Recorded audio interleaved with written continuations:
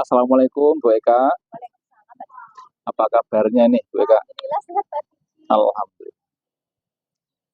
Gimana Eh, Pak Diki kabarnya? Alhamdulillah baik juga Bu Eka. Begini Bu Eka, hari ini kan Bu Eka akan melakukan coaching. Kemudian sebelum melakukan proses coaching nanti akan ada sedikit yang saya tanyakan kepada Bu Eka. Bagaimana Bu? Oh iya Pak, silakan Pak. Baik, jadi begini Bu Eka, pada saat proses coaching itu nanti ya, antara coach sama coachee akan saya amati dan akan saya nilai sesuai dengan rubrik penilaian coaching. Seperti apakah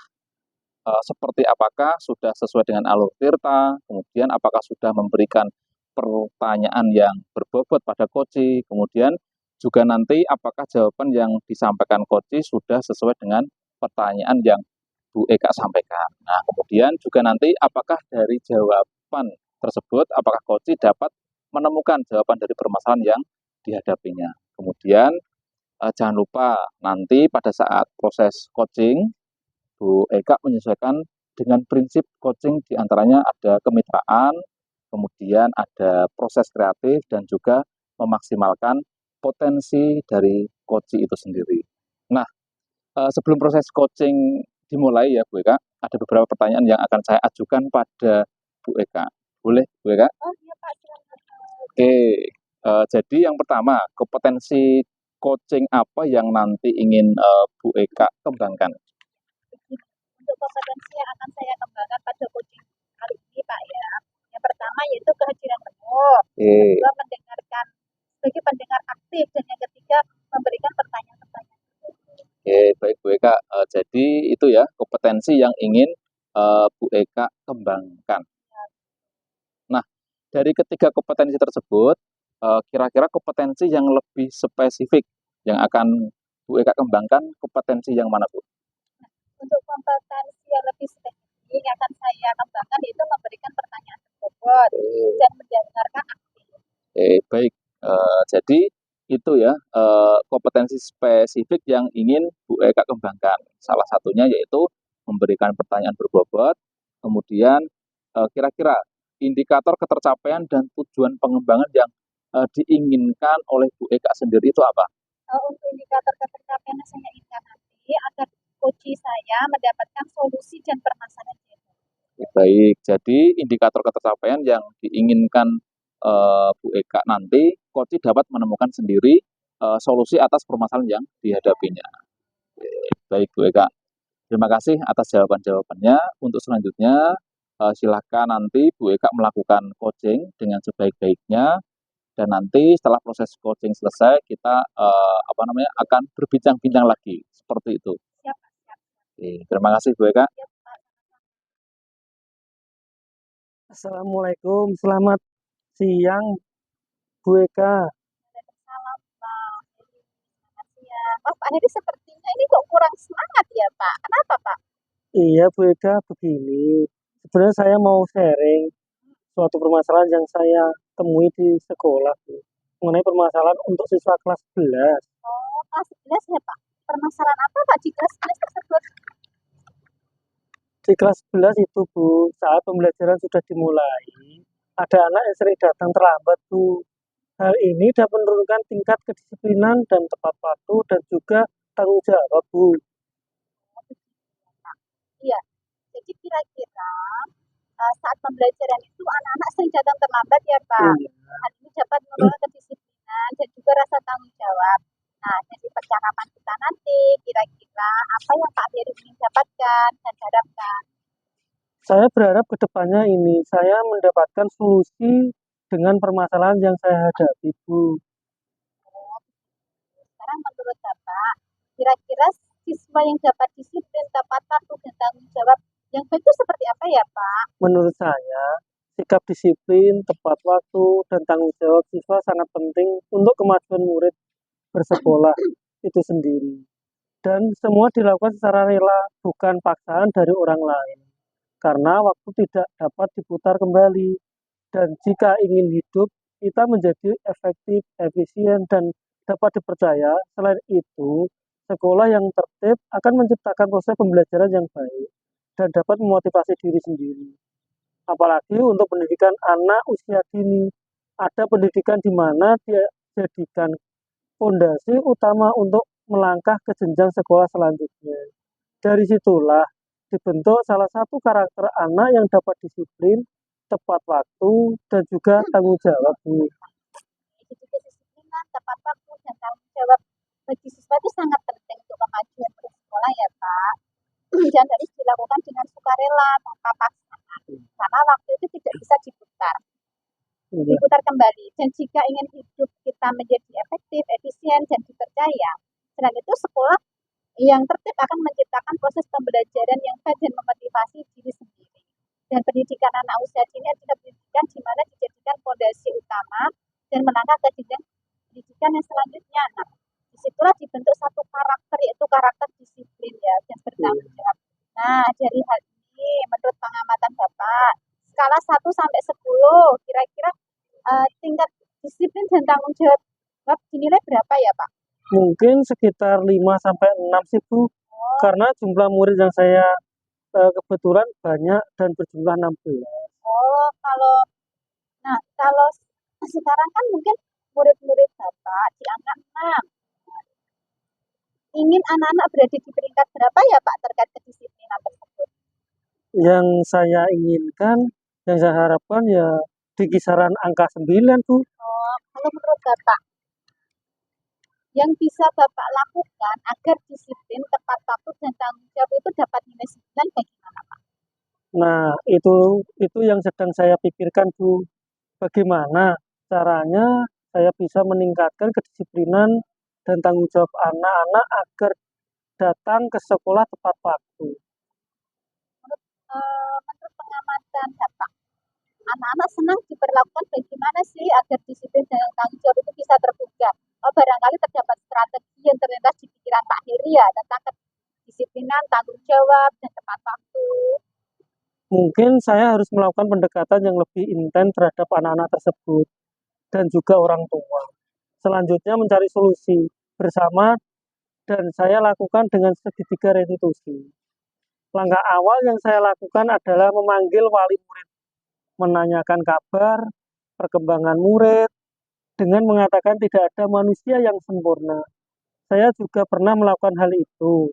Selanjutnya, menanyakan kenapa murid sering datang terlambat dan yang terakhir, menanyakan kesepakatan kelas yang sudah disepakati sebelumnya. Disinilah orang tua menjadi lebih mengerti apa yang akan dilakukan untuk kedepannya agar anaknya lebih disiplin, tepat waktu, dan juga bertanggung jawab. Oh, seperti itu sudah bagus Pak. Jadi bagaimana dengan tindak lanjut yang akan Bapak lakukan setelah membicarakan semua ini dengan saya? Tindak lanjutnya seperti apa Pak? Oh iya Bu, saya akan segera menemui dan membicarakan dengan murid dan orang tua tersebut untuk menanamkan nilai-nilai kebajikan, serta saya akan berkolaborasi bersama wali murid dengan cara mengundangnya untuk membicarakan permasalahan ini agar kami bisa bersama-sama membimbing anak-anak tersebut supaya menjadi pribadi yang lebih baik, Bu. Sekali Pak, memang harus seperti itu ya. Kita harus berusaha sebisa mungkin untuk bertanggung jawab atas apa yang kita hadapi sekarang. Situasi yang Bapak hadapi memang cukup sulit karena berhadapan langsung dengan orang tua dan sekaligus murid ya Pak, agar tidak merasa tersinggung. Tetapi semua dapat dibicarakan dengan baik ya Pak. Nah, sekarang apakah komitmen Bapak terhadap rencana penyelesaian masalah yang akan diterapkan? Tentu saja, saya akan melaksanakan terus-menerus secara konsisten sehingga ada perubahan lebih baik terhadap murid saya ini ke arah yang lebih baik, Bu. Oh, siapa saja ya Pak nanti yang akan dilibatkan untuk bantu jalannya komitmen? Tentu saja yang saya harapkan bantuannya ialah orang tua wali murid, rekan sejawat, kepala sekolah, agar kami bisa bersama-sama membimbing murid-murid tersebut. Supaya memiliki sikap dan nilai-nilai kebajikan seperti disiplin, tepat waktu, dan tanggung jawab. Berarti butuh kolaborasi ya Pak ya, dilakukan. Bagaimana tindak lanjut ke depannya Pak? Selanjutnya saya akan sering bercerita tentang nilai-nilai kebajikan, menciptakan lagu-lagu tentang kedisiplinan, tepat waktu, dan tanggung jawab. Mengajak setiap siswa belajar dengan menciptakan kekompakan, serta menjalin komunikasi dengan orang tua, murid, bahkan guru, dan semua warga sekolah untuk menciptakan lingkungan yang positif, Bu. Nah, akan menanamkan nilai-nilai kebajikan, kita menjalin kolaborasi dengan Iya. orang tua murid sehingga membangun kesadaran intrinsik ya Pak ya. Iya, Bu. Dan nantinya anak-anak menjadi jauh lebih baik ya Pak. Iya. Amin. Itu yang saya harapkan, Bu. Sekarang bagaimana perasaan Bapak setelah bercerita pengalaman? Alhamdulillah sudah agak lega, Bu. Sehingga saya bisa menghadapi murid-murid agar menjadi murid yang lebih baik lagi. Kita semangat ya Pak Heri ya untuk menghadapi murid-murid. Adakah yang disampaikan lagi Pak? Saya rasa cukup, Bu. Terima kasih atas waktu dan kesempatan yang sudah diberikan kepada saya. Sama-sama Pak Heri. Baik, Bu. Kalau begitu, sekali lagi saya ucapkan terima kasih. Saya mohon undur diri. Assalamualaikum warahmatullahi wabarakatuh.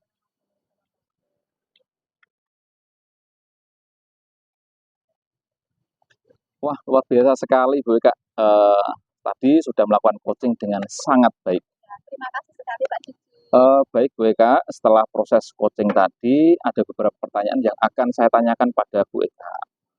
Tadi dalam proses coaching, Bu Eka, yang dilakukan Bu Eka, bagaimana Bu Eka ini menilai sendiri performa dalam kompetensi tadi? Iya. Jadi yang sudah saya lakukan pada proses coaching tadi ya, saya sudah melakukan coaching sesuai dengan anggota, di mana saya sudah menanyakan tujuan, selanjutnya melakukan identifikasi permasalahan, menanyakan rencana aksi pada coach saya, dan menanyakan tanggung jawab coach saya terkait rencana aksi yang akan dilakukan. Saya juga berhasil menggali potensi pada coach untuk menemukan masalah yang dihadapi. Wah, luar biasa sekali ya Bu Eka ini. Baik, jadi Bu Eka tadi sudah berhasil melakukan proses coaching sesuai dengan alur Tirta. Nah, tadi Bu Eka sudah saya amati, itu sudah melakukan coaching di mana sudah menanyakan tujuan, kemudian ada identifikasi permasalahan, dan ada rencana aksi coaching, serta tanggung jawab dari coaching itu. Nah, tadi saya juga mendengar percakapan dari Bu Eka dengan coaching. Bu Eka itu sudah fokus terhadap percakapan tadi, yang artinya Bu Eka ada present atau kehadiran penuh dalam proses coaching tadi. Dan Bu Eka juga sudah mendengarkan secara aktif pada saat coaching, menjawab pertanyaan-pertanyaan dan pertanyaan tadi yang sudah disampaikan Bu Eka itu adalah pertanyaan-pertanyaan yang sudah berbobot seperti itu. Nah, itu tadi berdasarkan pengamatan saya ya Bu ya. Jadi luar biasa sekali apa yang sudah dilakukan Bu Eka dalam proses coaching. Kemudian mudah-mudahan kedepannya nanti Bu Eka makin sukses dalam melaksanakan proses coaching dan dapat memaksimalkan lagi untuk praktek coaching selanjutnya. Nah, kedepannya nih Pak Bu ya, Pak Didi ini, kira-kira rencana apa yang ingin Bu Eka kembangkan untuk selanjutnya? Gini ya Pak, rencana yang saya kembangkan lagi untuk proses coaching ke depannya, yaitu saya ingin mendalami dan memahami proses coaching itu terkait dengan alur Tirta lebih baik lagi. Dan saya akan belajar lagi ya Pak ya. Saya ingin proses coaching itu selanjutnya berjalan. Wah, bagus sekali rencana ke depan dari Bu Eka. Jadi Bu Eka akan mendalami lebih lagi dari alur Tirta tersebut ya, dalam proses coaching yang akan Bu Eka laksanakan. Semoga semakin baik dalam proses coaching. Baik Bu Eka, terima kasih untuk waktunya dan juga sudah melakukan proses coaching dengan sangat bagus sesuai alur Tirta. Dan sepertinya saya akhiri ya untuk kegiatan proses pasca observasi kali ini. Mudah-mudahan nanti bisa ada kesempatan di lain waktu. Oke. Terima kasih ya Bu Eka. Assalamualaikum warahmatullahi wabarakatuh.